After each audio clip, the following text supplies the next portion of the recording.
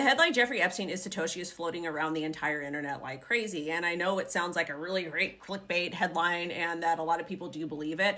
In this email, he talks about acquiring Mt. Gox. If you don't know what Mt. Gox is, it's based in Japan and is one of the first early Bitcoin exchanges.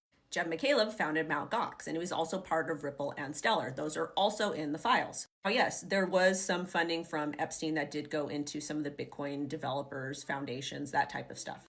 But it wasn't the very beginning when Bitcoin was created. And Bitcoin is a decentralized asset, meaning that anybody can enter and use Bitcoin, very similar to cash. Everybody can use cash and access it, and you could be a terrible person.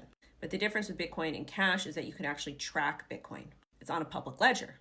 You guys remember this story that happened. JP Morgan, $290 million settlement with Epstein accusers because they were facilitating transactions. Now with the bank, they have very strict requirements on KYC. Deposit, transactions, everything. Bitcoin is different because it's a true decentralized ecosystem.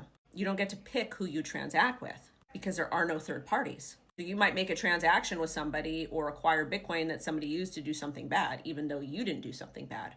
And again, when we talk about Epstein funding the early developments of Bitcoin or the stuff over at MIT, a lot of these addresses were public. Anybody could have funded it. All you needed to do was send Bitcoin to that address, and they can't control who is sending them the funds. They also can't halt transactions. Goodbye.